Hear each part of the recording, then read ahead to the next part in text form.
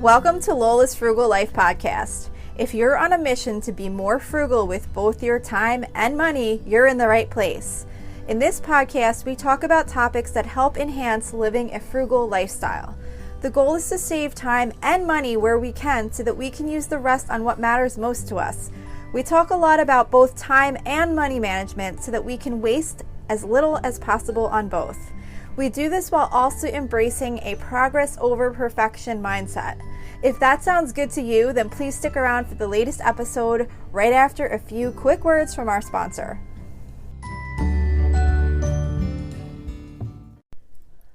Hi everyone, welcome back to Lola's Frugal Life Podcast. A couple of quick updates before we get into today's topic. Just some stuff about what's going on in my life lately. So mostly kid updates. My son, he's 22, but he just had an interview with a new company, so I'm really excited about that. He's going to school to be an electrician. He's in his second year of his vocational training as an adult, like evening school. And he's been working with an electrician because you need to get like so many hours to get your license eventually after 4 years. But he hasn't been getting as many hours as he was hoping for, so he's been looking for something else, and he had an interview the other day, like a phone interview, and now he's supposed to go in.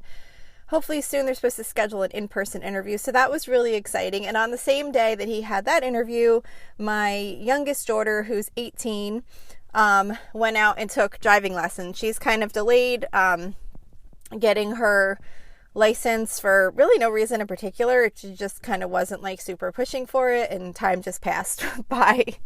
So she started her driving lessons. She's since actually completed 2 driving lessons. They do like 3 hours each time with the driving school that we had her go with. And then she'll be doing like a 1-hour practice session with them prior to her test. So she should be getting her license soon. And then all of my kids will have their licenses. So that's kind of exciting. And then the one thing that I've been loving lately that I wanted to share with you today is it's called Arm & Hammer Super Washing Soda. I don't know if it has to be Arm & Hammer brand. That just happens to be the brand that I got. But it works really pretty amazing, I think, in the laundry if you have something that you're having trouble getting clean. I think it's actually called Arm & Hammer Super Washing Soda, and then it says laundry booster under it. I bought it for a different reason. I think I bought it because I was trying to find something to like scrub some like hard to get off spots on my stovetop, and I think I saw it as a recommendation somewhere, but it didn't wind up working well for me for that purpose. So I just kind of had it in my laundry room, and I had a couple of instances so far where I had some things that I was having a hard time getting really clean, and I wound up just kind of like sprinkling a bunch of that like into the wash after I put the soap and, did like the normal stuff. And it really made a really big difference. For example, my daughter had this really nice light colored sweater that she got a little stain on, and I was trying to help her get the stain out. I put a lot of stain remover on it, threw it in the wash stupidly with a new sweatshirt that I just got that I wasn't even thinking may run, because most things don't really run anymore, the color, but this one did. And this nice light color sweatshirt or sweater that I had washed for her that had one small little stain came out like multicolored like crazy because of the dye running from this other shirt. So I wound up spraying it with stain remover again. Like obviously I didn't put it in the dryer because I didn't want the color to set, but I put it back in there, and then I sprinkled this washing soda in there with it, and it came out perfect. Like you would never know. The original stain was gone and all the color was gone, and it worked really well. And then I also have these like pillow covers that get kind of like discolored, and when I would wash them normally they wouldn't come out nice, but when I washed them with the washing soda, it just made such a big difference. They just came out really, really clean. So anyway, that's just what I wanted to share today from my loving lately. So we can get into today's topic, which is decision fatigue. So if you're not familiar with decision fatigue, this is what happens when the more decisions we make over the course of a day, the more physically, mentally, and emotionally drained we become. When we're experiencing decision fatigue, we will really struggle with executive functioning, which can have a wide range of consequences, including impaired judgment. You just can't make decisions anymore. You get worn out. Just like our bodies get worn out when we have a physically demanding day, our brains can get worn out too. And when we have a day that requires us to make a lot of decisions, or even just a small amount of really difficult decisions, our brains just get too tired. And it's important to be aware of decision fatigue so that you can recognize it when you're experiencing it. And this can help you reduce the chances of making poor decisions when you're just too tired to make another one. And it can also help you kind of plan your day to make sure that you're thinking about important decisions that you have to make while you still have a good amount of brain power left. Some signs of decision fatigue can be things like procrastination or avoiding making a decision, being impulsive, indecision. You just can't decide what you want to do about anything anymore. Inability to think clearly or focus. Irritability caused by frustration with yourself or feeling overwhelmed. Like, there's all of these different signs that you might feel if you're feeling decision fatigue. One thing that I always think of, which is minor, but it's just a perfect example to me, is the types of days where you'll come home and, you're just like, just order out. Like, even though you didn't want to order out, you might have even had food taken out, but you're just so done that you're just like, I don't care. I know we didn't have it in the budget. I know I took out this other food, but whatever, just order out.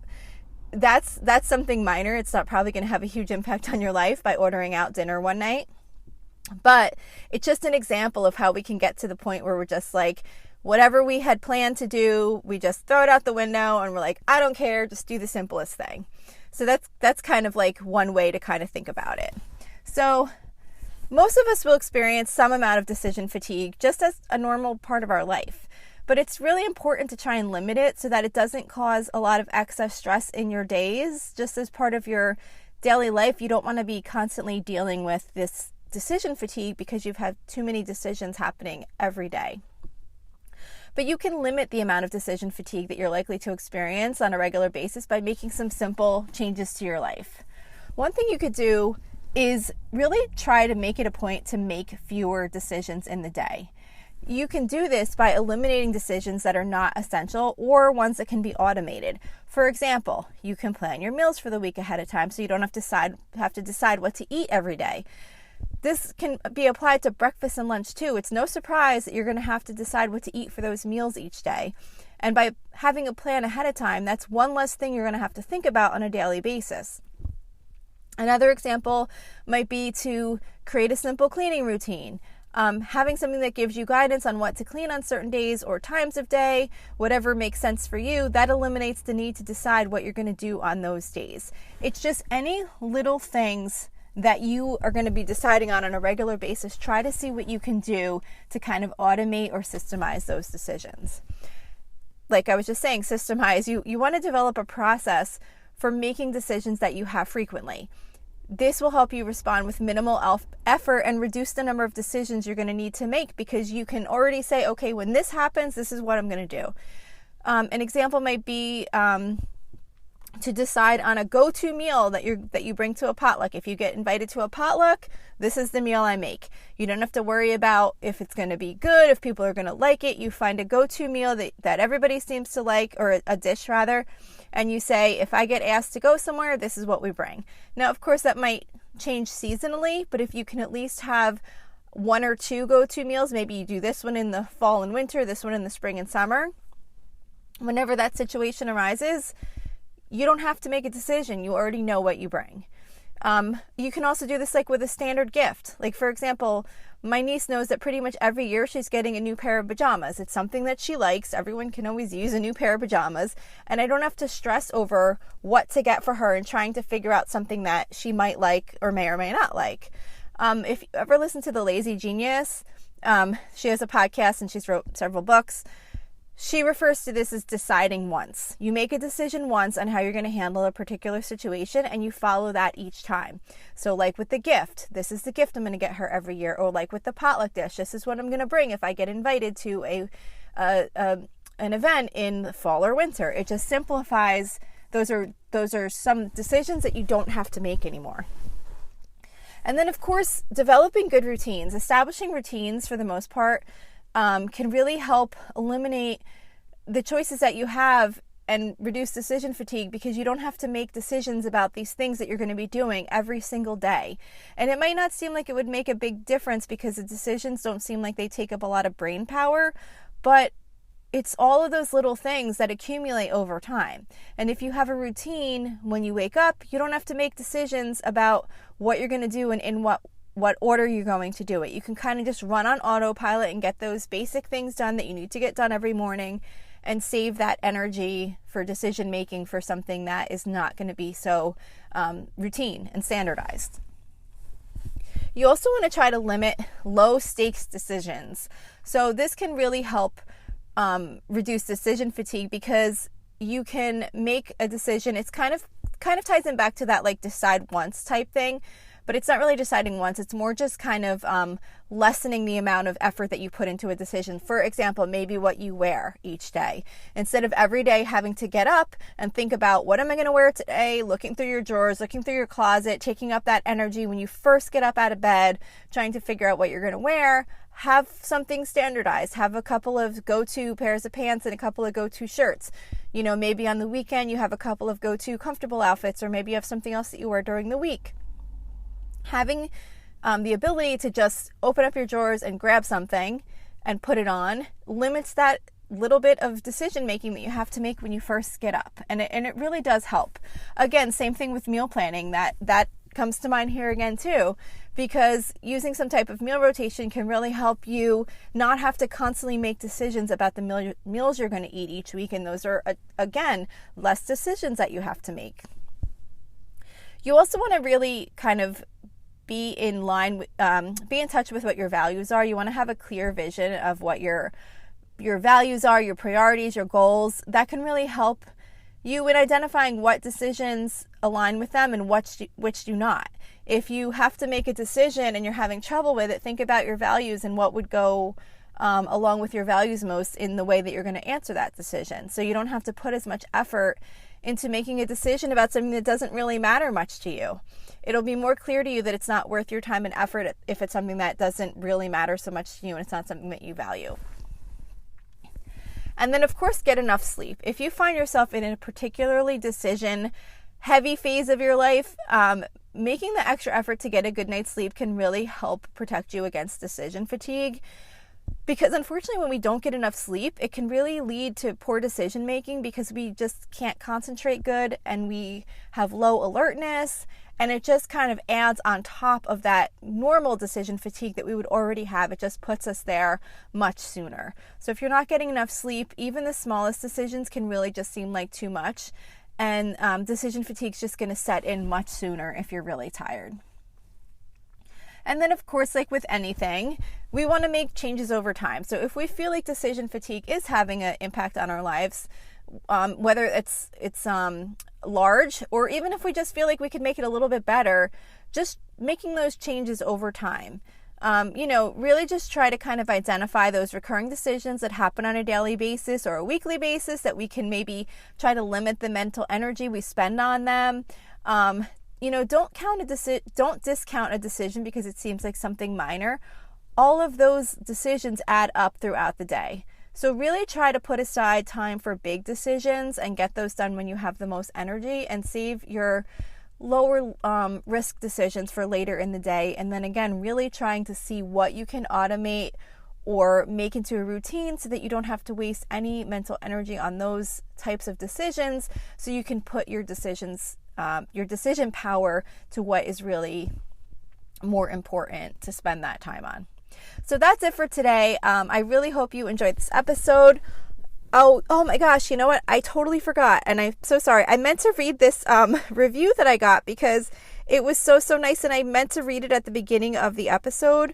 I'm going to read it on my meal plan episode too, because it was about the meal plans, which almost all of my reviews tend to focus on the meal plans, which I think is amazing because I just kind of decided to do that one day, kind of on a whim. It was never even really part of my plan for this podcast, but everybody does really seem to enjoy the meal plans, and I'm really happy about that. I'm happy that I'm able to help people with just kind of motivating and helping you get some ideas and things like that. So the rating that I got was called Meal Ideas Galore. It was by Mama Kelly R. It's 5 stars, and it says Lola's recipes are not fancy where you need tons of ingredients or anything, but they give you tons of ideas when your mom brain is tired of coming up with things to cook.